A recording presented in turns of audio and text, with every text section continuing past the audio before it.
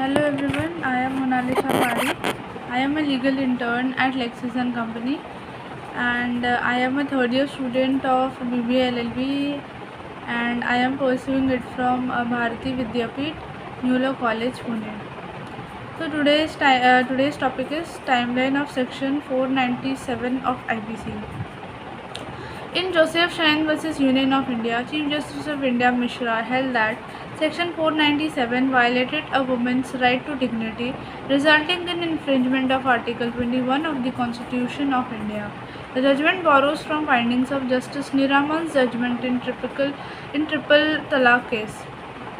The court, however, classified that adultery would be a ground for divorce.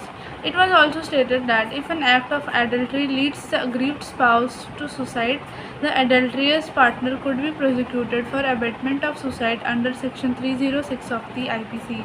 The judgment also struck down Section 198, Clause 2 of Code of Criminal Procedure as a consequence of striking down of Section 497 IPC. Justice R.F. Nariman wrote a separate judgment to concur with the judgments of Chief Justice of India Mishra and Chief Justice Khanwilkar and stated that Section 497 was an archaic provision which had lost its rationale.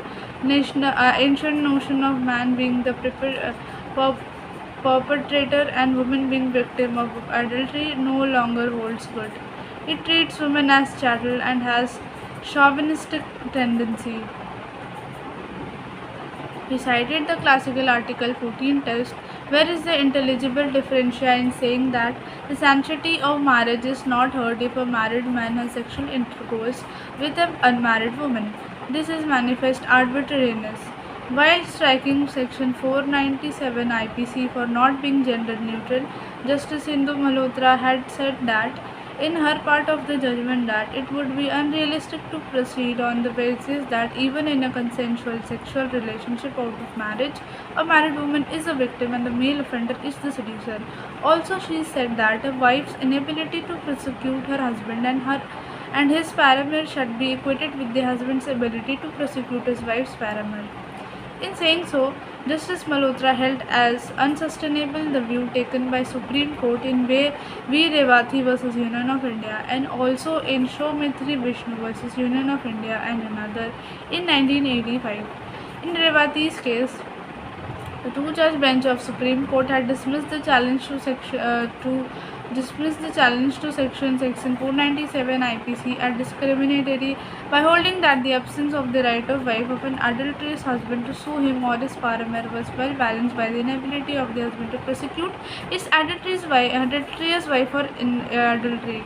While in Saumitri's case, the apex court repelled the plea against Section 497 IPC on ground that it is commonly accepted that it is the man who is the seducer and not the woman. The view taken by the two-judge bench in Revati that the absence of the right of the wife of an adulterous husband to sue him or his paramour was well balanced by the inability of the husband to prosecute his adulterous wife for adultery cannot be sustained. The wife's inability to prosecute her husband and his paramour should be equated with the husband's ability to prosecute his wife's paramour, said Justice Malhotra. She also said Section 497 is a pre-constitutional law which was enacted in 1860 and there could not be presumption of constitutionality in a pre-constitutional law framed by foreign legislature. The provision would have to be tested on the anvil of Part 3 of the Constitution. While putting Section 497 IPC to test, Justice Malhotra said any legislation which treats similarly situated person unequally or discriminates between persons on the basis of sex alone is liable to be struck down on being violative of Article 14 and 15 of the Constitution, which form the pillars against the vice of arbitrariness and discrimination. Further adding that Section 497 fails to consider both men and women as equally autonomous individuals in society.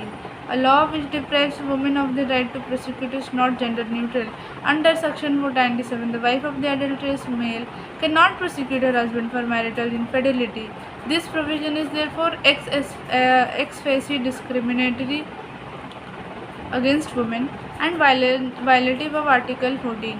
Section 497, as it stands out, cannot hide in the shadows against the discerning light of Article 14, which eradicates everything which is unreasonable, discriminatory, and arbitrary. That's all for today. We'll continue this topic in the next video. Thank you.